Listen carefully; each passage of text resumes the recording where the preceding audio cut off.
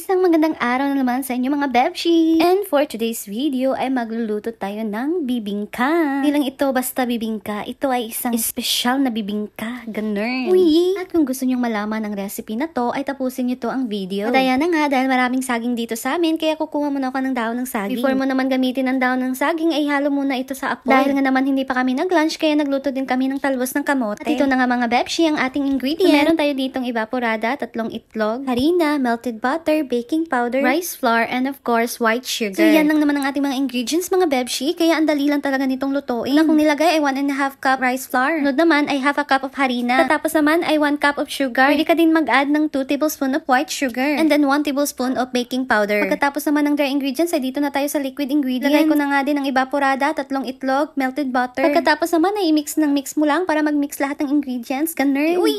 Sigurado talaga akong mapapawaw kay sa sarap nito. Ay, uy! Hinahalo-halo ko na nga. Pagkatapos naman ay naglagay din ako ng cheese. Kahit anong cheese ang gusto nyo ay pwede. Ay, para malaman nyo naman mga bebshi. Ibang-ibang recipe na to sa traditional pagluluto ng bibingka. Kaya naman pag i-judge nyo ako, wala akong pake. Ay, uy! Charot-charot lang naman mga bebshi. Kaya ko naman ginawa ang video na to ay para meron din kayong makuha mga recipe na galing sa akin. Charot. Pagkatapos ko namang mag-mix, ay nag-prepare na ako para magsindi ng apoy. Dahil nga naman wala tayong stove dito na area. Kaya naman kahoy, sapat na. O diba? Takot pa ang bebshi nyo. Tuara. Siyempre naman, ang gagamitin ko lang dito ay kalaha. And nalagyan ko din ito ng daon ng saging. Abay, i-arrange mo lang yan dyan. At ito na nga ang mixture na ginawa ko, pak. May pasasayo pa ang bebshi, tuara. At ilagay mo lang ang mixture dyan sa may daon ng saging. At ganyan lang dapat ang consistency ng mixture. Ito lang naman ang bibingka na walang biyak. Ay, tuara. Abay, syempre, espesyal ang bibingka ko. Ay, uy. Nalagay ko na nga itong mixture at pwede na natin itong isalang sa apoy. Pagluto naman ito, ay tatakpan mo lang. Hintay ka lang naman ng 30 to 40 minutes. Tapos naman, dapat mahina ang apoy. Kung ganito naman kahoy ang gamit nyo, dapat pabagahin mo muna ang kahoy bago mo isalang. Yung bang para ka lang nag-bake sa pugon, ganun. At dahil nga naman, gutom na ang bebshi nyo, kaya kakain ako ng lunch namin. Isang talbos ng kamote, ay perfect na perfect. Hindi namin napabaga ang kahoy, kaya meron siyang apoy. After 20 minutes naman, ay nilagay ko na din ang cheese na pang toppings. Pwede nyo din siyang lagyan ng itlog na maalat kung gusto nyo. Sa akin, cheese lang kasi hindi naman talaga kami mahilig sa itlog na maalat. Tinakpan na nga namin ulit at naghintay kami ng another minute. Naghintay naman ako, ay nanood ako dito sa aking mga sister-in-law na nag-volleyball. Para naman talagang double purpose ang pag-volleyball nila kasi maraming bunga ang lansunis. Ay tuara. Sa mga naghihintay naman sa raffle ko, ay stay put lang kayo dyan mga bebshi. Basta share lang kayo ng share sa mga videos ko kasi pag maraming share, maraming entry, ganun. Nagsimula na din ako maglista sa mga nag-share sa aking videos. At ayan na nga mga bebshi, tingnan ko muna at nag-toothpick test ako kung luto na ba pero hindi pa. Kaya naman, nagduyan-duyan mo na ang bebshi nyo. At ayan na nga mga bebshi, at total of 40 minutes, luto na ang ating special bibingka. What makes it special? It's because niluto natin siya sa kawali. Yes. Pwede pala tayong makapagluto ng bibingka gamit lang ang kawali. Kaya pak na pak. Presenting may special bibingka. Hala pak! Dahil nga naman sumayaw, ay dapat merong backup dancer, tuara. Diba? Uy, dance and dance. Walang chance, tuara. At ayan na nga mga bebshi, ito-transfer ko na nga siya sa plato. Ayan naman, ikakat ko na siya. Sandok lang naman ang ginamit ko mga bebshi kasi wala kaming kutsili. Ginamit kasi nag-ihaw sila ng native chicken, kaya go na lang. Grabe mga bebsh, amoy bibingka na talaga siya. Siyempre naman, masarap tong i-partner sa coffee, kaya nagtimpla na din ako ng coffee. For the go! Ito na nga ang close-up look mga bebshi. Ibang-iba talaga siya sa tradisyon na bibingka na nabibili natin. Dahil nga naman, meron siyang rice flour at meron din siya all-purpose flour. Kaya naman, para talaga siyang cake kung titingnan mo. Tapos kung i-describe ko naman sa inyo ang lasa niya mga bebshi, pag first bite mo ay malalasahan mo na para siyang bibingka, na puto, na cake, na torta, ganun. Tikiman time na nga mga bebshi, kaya kain tayo mga bebsh.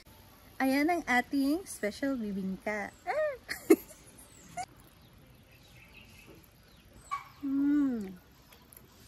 Ang sarap mga bebshi.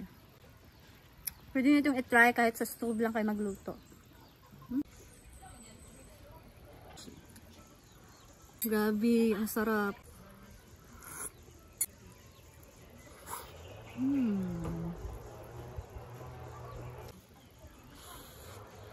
Ito may cheese.